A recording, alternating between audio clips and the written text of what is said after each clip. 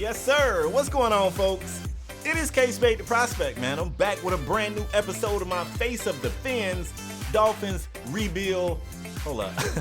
Face of the Phins Dolphins Rebuild series here in Madden 20, man. And you guys can see we got a few guys ready to be upgraded. Matter of fact, 3 wide receivers, rookie T. Higgins, rookie Henry Ruggs III, and a defensive end rookie Julian Aquara. Now these dudes right here instantly came in and upgraded positions for us, you know. Not necessarily T. Higgins, but y'all already know the story behind that. I don't think we're gonna keep Albert Wilson. So this dude right here, we grooming these guys to be the future of the Dolphins. And without any further ado, man, I'll meet you guys down on the field and we'll get to it. Welcome in, everybody. It's the coach. This is Madden 20 on EA Sports. Straight ahead, we've got what should be a good one between the Miami Dolphins and the Houston Texans. I'll be back with you again with scores around the league at halftime. But kickoff right around the corner. And standing by to call the action, here are Brandon Godden and Charles Davis. All right, Coach, we are pleased as always to be bringing you coverage of the National Football League on EA Sports. The scene a few moments ago, here it is. It's unlike any other in sport as both teams made their way out of the tunnel. These folks are fired up as their guys are ready to do battle between the Miami Dolphins and the Houston Texans. Hi again, everyone. With Charles Davis, I'm Brandon Godden. And Charles, we look at this Texan ball club entering play here. They come in off a good win on the road, and now they hit the home opener at 1-0. Meanwhile, for our visitors, the Dolphins, they too were winners last time out, so something's got to give here. And I love it when both teams come in off of wins. Great mindsets, and it usually leads to a really well-played game.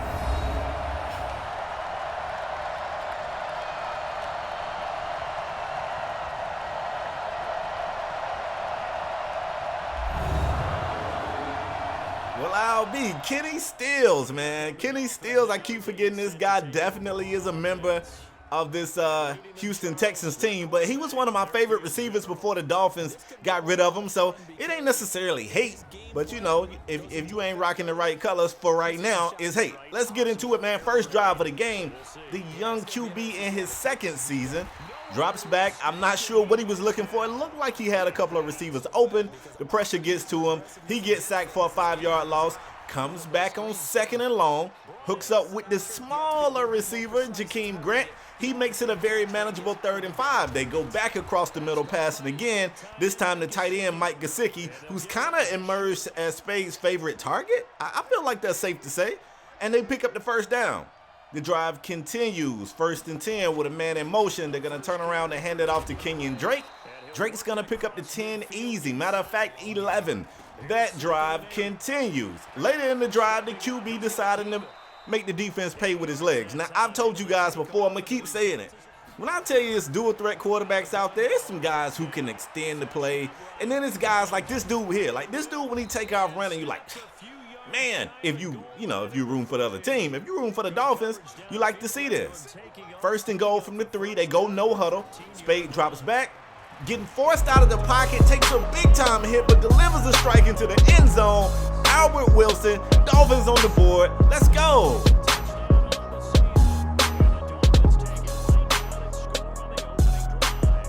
Let's go. Look, man, it's not a bunch of young quarterbacks that are standing in the pocket knowing he's about to get crushed, take a hit like that, and deliver the pass. So the first drive was phenomenal. March down the field, put 7 points on the board, and now we get our first look at the Houston Texans offense as well as this Miami defense. And let's see what these guys got. Because keep in mind, man, when we talking about dual threat quarterbacks, that guy Deshaun Watson, we already know what he can do. And if in case you don't, let me let you know. For 2 years, man, he was the most electrifying player in collegiate football, running into Alabama twice in that 2-year span and defeating them once. So we already know what he can do, and he carried that over into the NFL. Since he's been in the NFL, he's been a real deal Holyfield. And the Texans are driving on this first drive. Compliments of that little guy right there, Duke Johnson, the running back from the University of Miami. You know what I say, man. If you want to be good, get you a couple of Canes or maybe a couple of Georgia Bulldogs. As the old savvy vet, Rashad Jones, drops in zone right there, picks up the interception, and he is caught by Duke Johnson, goes down a little awkwardly, and you see him running off the field. It doesn't look too serious, but we'll keep you guys posted. The Miami offense takes over thanks to that interception by Rashad Jones. They're in great field position, and they probably want to play it safe here. Run the ball a little bit, maybe some check down passes. And we see right here, Rashad Jones says bruised sternum. The sternum bone must be connected to the wrist bone because that's what the hell he was grabbing when he ran off. But the Dolphins are still moving the ball. Kenyon Drake spinning and winning. He's going to pick up the first down. The drive continues. And the Dolphins are in the red zone for the second time today. So far, they're betting 1,000 when they get inside the red zone. And let's see what they got here.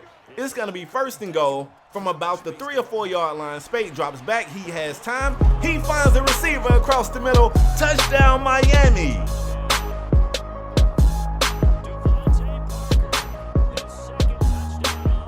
Devontae Parker on the receiving end of this one here, and that's just a quick slant. Anytime these teams get in the red zone, you got to expect a slant because it's so difficult for defenders to stop that route. It's either like a slant or a fade to the corner of the end zone. Houston offense back on the field. Deshaun Watson with time in the pocket, fires across the middle, hooks up with his tight end. They're going to be very close to a first down right here, and the refs say they got it. So they come out on 1st and 10. They go to a quick slant of their own, and we're talking receivers.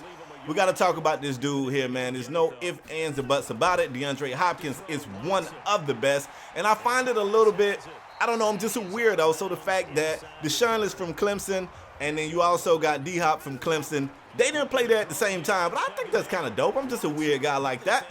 The Miami defense got to tighten up, man. They were in the zone. Kenny Stills was wide open, butt naked, standing there. Of course, Deshaun Watson finds them. They're inside the red zone, and the big fullback gets in the end zone right here. And finally, Houston says, hold up, we're here. This game ain't finna get away from us like that. So we go into the first half with a fairly low-scoring game. I guess you could call this low-scoring. Both teams came out and showed what they could do on offense. We've seen a little bit of defense thanks to Rashad Jones and the one takeaway that Miami has. But it's a 14-7 game at the half.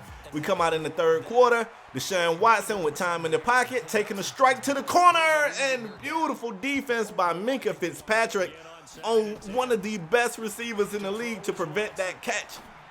Deshaun comes back with another play-action pass, this time across the middle to another target. They get a ton of yardage on that. They move across the center of the field, or the middle of the field, should I say. And it is 3rd and 8 for Watson, who checks it down. Duke Johnson is not going to be able to get to the first down marker. And let's see what they do. They're set up for a field goal. It's going to be a very long one. We've seen kickers make these, though, and he's going to push this one just right. Not able to get the field goal to go. So look at this right here. Coaching staff looking like, come on, man. Miami offense trying back on the field. Devontae Parker is the guy that we spotlighted with the camera because he's found his way to the end zone once so far today, and he is a guy to keep an eye on. He ain't no D-Hop, but you still got to keep an eye on that guy. 3rd down. Spade decides to run. The Houston defense was ready for it. They hit him. He fumbled. They scoop. They score. And that's unfortunate for multiple reasons, but more so because it was 3rd and 8, and I don't know if he was going to pick up 8, but that's what you need. I guess you need a guy who thinks he can get the yardage, and that's what I like to see. That's confidence right there. For a quarterback to fumble on a scramble and it lead to a touchdown, and his first play back, he scrambles again, that's fearless, man. That dude got balls the size of Mars. Who knows? 2nd and long, man. Spade Jr. in the pocket. A lot of time. Goes across the middle. Gesicki makes a tough catch. Not really sure how he holds on to it, but he does. I guess. Oh, it's not even Gesicki. It's O'Leary. Excuse me. 1st and 10. The quarterback trying to bounce outside. Takes a big-time hit. He is crushed. Fumbles again. Houston with the scoop. And score again. And that's unfortunate, man. The Miami defense has played phenomenal. But 14 points on scooping scores of fumble sixes. I mean, I don't know what to say. I don't know how you prevent that. I mean, obviously you want your quarterback to hold on to it just like you need to, Mike. But that's just a tough break for Miami. Look at, oh shit, here we go, y'all. Now it's getting crazy. We doinking footballs off the helmets of receivers. It lands perfectly in the hands of a Houston Texan defender who takes it to the house. The Houston defense has 21 points, 2 fumble sixes, and a pick six that deflected off the helmet of a receiver.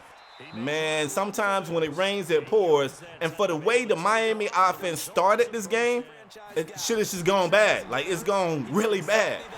1st and 10, they go back to the air, which they pretty much have to do at this point with 7 minutes to go in the 4th quarter. The clock is not on their side. They're down 2 scores. They got to air it out. And this is an advantage for the defense. When they come out and they know that the offense has to pass, it puts all the pressure on the offense, man. The defenders can just pin those ears back and try to get to the quarterback. But so far, this is a really good drive.